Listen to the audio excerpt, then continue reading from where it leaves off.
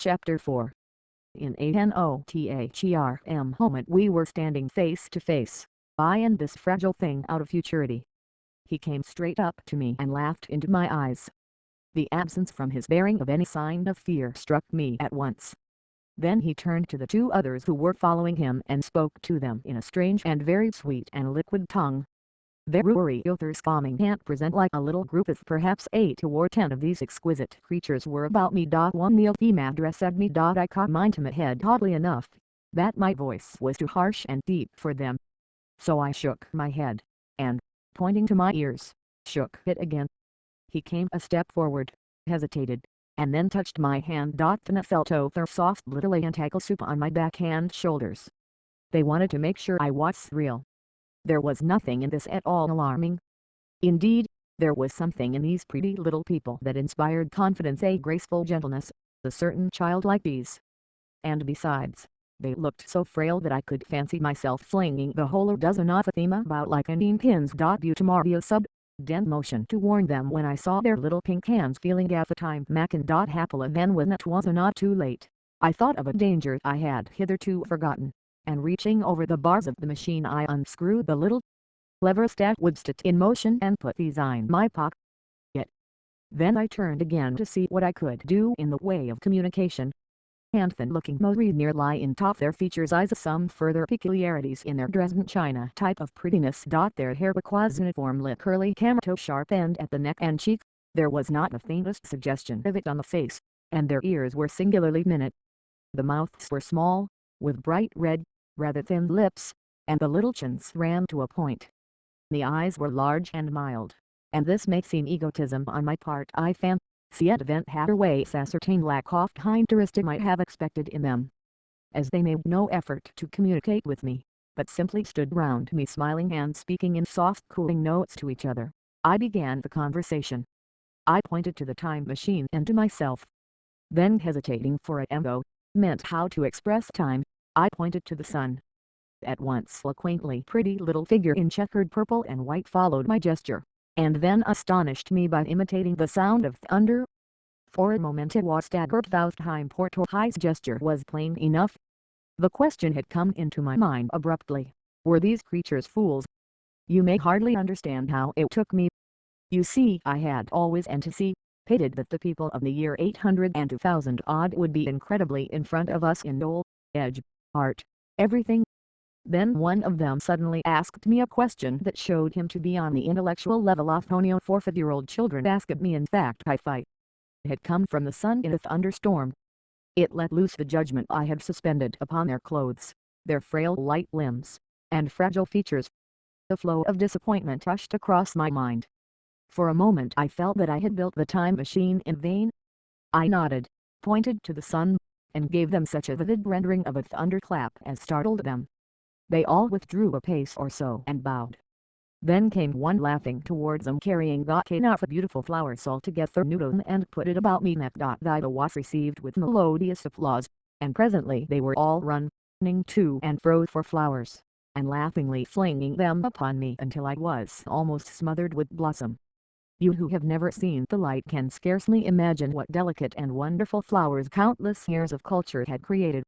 Then someone suggested that their plaything should be exhibited in the nearest building, and so I was past that sphinx of marble which had seemed to touch me all the while with a smile at my astonishment, towards a vast great edifice of fretted stone. As I went with them, the memory of my confident anticipations of a profoundly grave and intellectual posterity came, with irresistible merriment, to my mind. The building had a huge entry, and was altogether of colossal dimensions.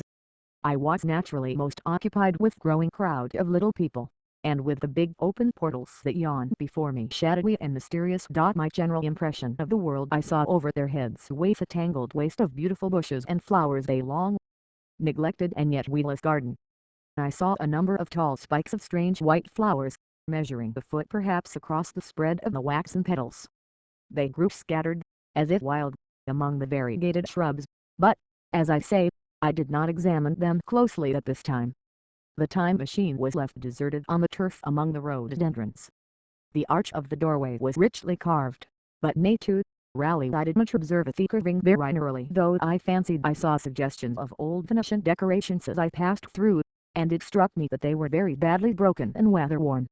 Several more brightly clad people made my figure witty and so I dressed in 19th century garments, looking grotesque enough, garlanded with flowers, and surrounded by an eddying mass of bright, soft-colored robes and shining white limbs, in a melodious world of laughter and laughing speech. The big doorway opened into a proportionately great hall hung with brown.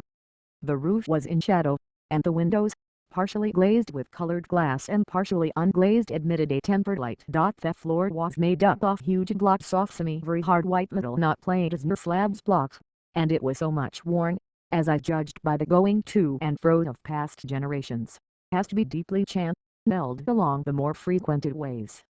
Transverse to the length were innumerable tables made of slabs of polished stone, raised perhaps a foot from the floor, and upon these were heaps of fruits.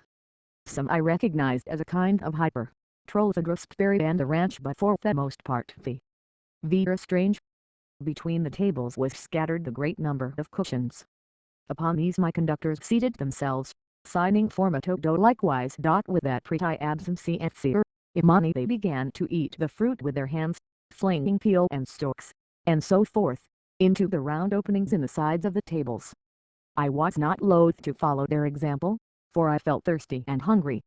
As I did so I surveyed the hall at my leisure. And perhaps the thing that struck me most was its dilapidated look. The stained glass windows, which displayed only the geometrical pattern, were broken in many places, and the curtains that hung across the lower end were thick with dust. And it caught my eye that the corner of the marble table near me was fractured. Nevertheless, the general effect was extremely heroic and picturesque. There were perhaps a couple of hundred people dining in the hall, and most of them seated as near to me as they could come were watching me with interest, their little eyes shining over the fruit they were eating. All were reclining the same as off a tan-it strong, silky material. Fruit, by the by, was all their diet. These people of the remote future were strict vegetarians, and while I was with them, in spite of some carnal cravings, I had to be frugivorous also. Indeed, I found afterwards that horses, cattle, sheep, dogs, had followed the ichthyosaurus into extinction. But the fruits were very delightful.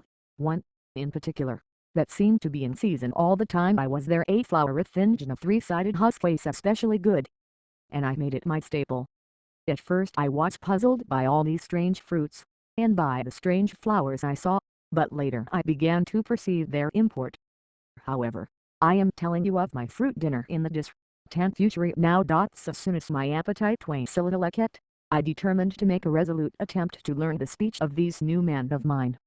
Clearly that was the next thing to do. The fruits seemed a convenient thing to begin upon, and holding one of these up I began a series of sounds and gestures. I had some considerable difficulty in conveying my meaning. At first my efforts met with a stare of surprise or inextinguishable laughter, but presently a fair-haired little creature seemed to grasp my intention and repeated a name. They had to chatter and explain the business at great length to each other, and my first attempts to make the exquisite little sounds of their language caused an immense amount of amusement.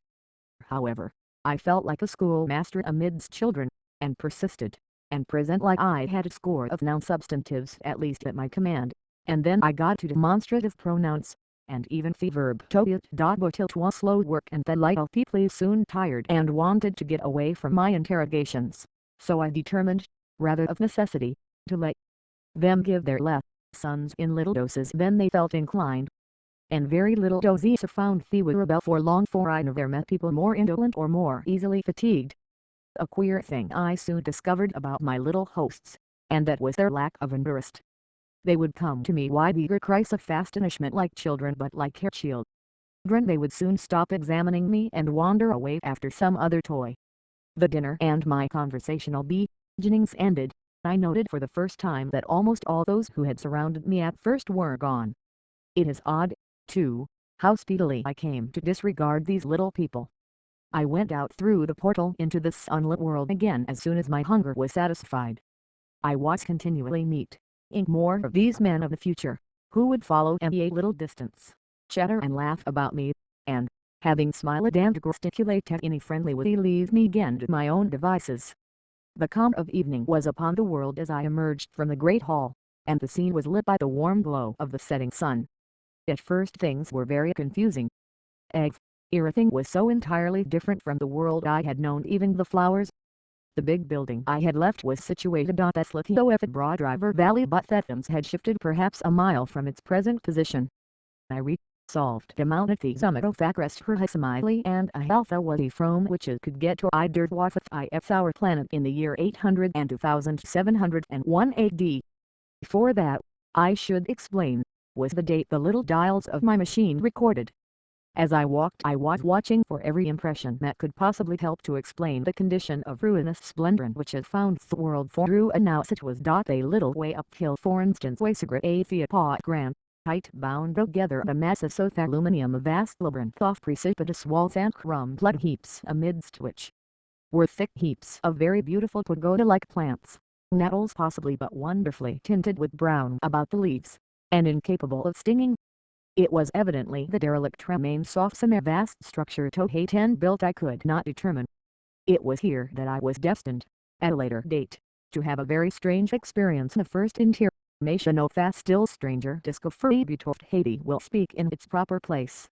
Looking round with the sudden south from terrace in which I stood the Rahel, I realized that Ruri no small house stove a scene. Apparent like a single house, and possibly even the household had vanished. Here and there among the greenery were palace-like buildings, but the house and the cottage, which form such characteristic features of our own English landscape, had disappeared.